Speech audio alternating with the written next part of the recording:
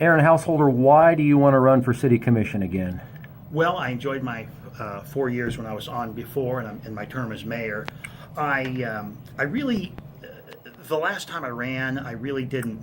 I was kind of, I had a bunch of other things going on. I had just gotten engaged. There was a handful of other things that had happened, and it is very time consuming. When you take the job seriously, as much as you read, it is a very busy job. So this time I just got to thinking, I was watching kind of some of the things we put into place, the foundations, changing our economic development. I wanted to be a part of that. I think Salina is starting to kind of get into the right mode. I'm hearing more and more from people who are appreciating some of the things we did. A lot of people who, strangely, like Ray Haruska, have come up and said, "When are you running again? You know, why aren't you in this race?" And which I think is great. You know, I think people like Ray are concerned about their community, and people, you know, we don't always see eye to eye, but that doesn't mean I don't appreciate that, and I don't think that he doesn't appreciate my desire to do better by the community. I'm really concerned about a few things. The biggest thing being jobs in this town. And I know it's very easy to say, every candidate's going to say, I'm worried about jobs. But when your average citizen is coming up to you and talking about, we need less service industry jobs, we need more real jobs, and we know that. And when I was in office with the commissioners that were on board, which I think we had a good commission, we started setting those things in place, because you can't just say, I want jobs, and that's the answer. There has to be more to it. We have to have properly trained employees. You know, we could have a company come to the city of Salina and say, we want 200 welders. If we don't have them, they're not coming here. If we don't have a community that's unique and clean, they're not going to move their company here. Why would they? I mean, if all we are is just a bunch of chain restaurants and stuff, and don't get me wrong, I'm glad that they've all chose to come to Salina, but what makes us unique? And that was one of the things that we started putting in place, even with things like minimum maintenance codes, making our community look better, trying to get our core areas redeveloped, trying to develop a downtown that makes us unique. You know, things like the river.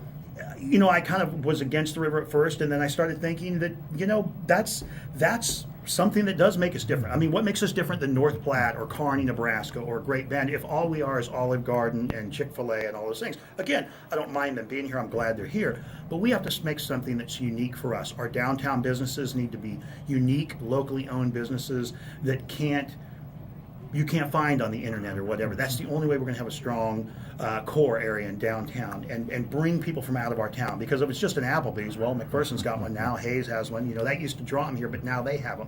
So we have to start thinking about how we're going to strategically bring in those companies, and hopefully companies that are in harmony with maybe other companies that we have in town that can kind of work together and coexist, sort of like what McPherson does with a lot of their businesses, a lot of plastics and things like that. But the idea is to make it an enticing community that people want to bring their companies to. So I want to see that follow through. I want to see our wages get up. The more money that our people have, the more they can put out into the community. And housing was always a big thing when I was on the commission before. If we don't have truly affordable housing for our workforce, we can offer all the jobs in the world, but if they have no place to live, then we're sunk. And the average home in Salina, it kind of varies. We'll just say around $125,000. You know, if that's the average home, we need to make sure that we have homes in that price range, and that's probably going to be some of our older areas, fixing up those homes. And we have to make sure that when people invest in those areas of town, they're going to get their money out of it. And not to mention that, you know, we still have to pay for those areas of town. So, you know, we can't just knock them down to there's like one house on a block. We still have to pay for all the streets and everything around it. I want to make sure that we're putting our tax dollars, I'm not going to say back into the hands of the taxpayer, but in a sense, we're giving them value for their money, that we're going to fix the streets in front of their houses. You know, you got people who've been paying taxes for 20 or 30 years and haven't seen any improvements in their neighborhood. That's not fair. Or business owners who are paying commercial rates on their property and going through all that, and we haven't done anything to help promote their business or let them grow.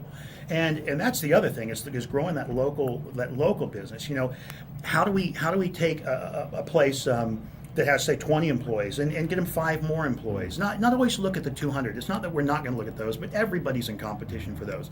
We've already brought these people to the dance. Let's dance with them. You know, I mean, let's. It's not like we have to go up and change anything with them. They've already invested in our community. They've already chose to live here. How do we keep them here? How do we keep those kids that are graduating from high school here? You know, we've spent how much money on our schools remodeling, and how much money do we spend every year on students? And if they just move out after 18 years, then we've lost, we've wasted that money. How do we get them to come back? What kind of jobs do they want to see? I've always felt like Salina could be a huge, if not the best UAV hub in the country. I mean, we have the proper, we've always talked about, we have the airstrip, we have the airspace out there, we've got K-State Salina, we've got great people out at the airport that can facilitate this, we've got open buildings. How do we make us the hub? How do we bring in those technical jobs? Because one technical job, one engineering job set at what used to be BW Lochner now, or Wilson and Company, et cetera, one $40,000 to $60,000 a year job is better than 10,000 service industry jobs. I mean, really.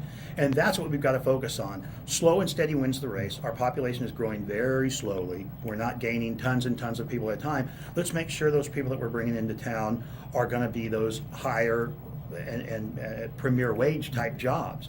And let's do everything we can to grow, like I said, our premier jobs already. How do we put more of them into the community? So it's a long process, like I say, just to show up and say, oh, we want jobs. That's just too easy. There has to be a plan. And like I said, we have to make the community fit those jobs. We have to have affordable housing. We have to have the kind of wages that are going to keep people here, because McPherson pays on the average, I think, 23% more than surrounding areas, including Wichita. So we're training the people here, and then they're going down there and working.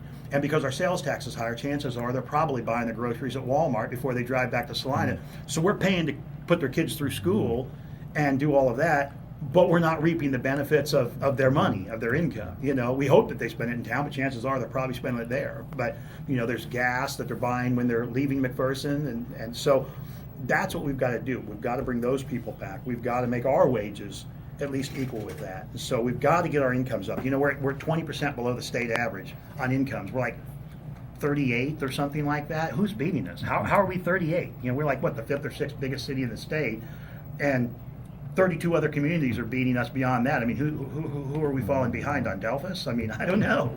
But that's what we have to look at. We've got to get the income back in the hands of the people, make sure we're spending it wisely.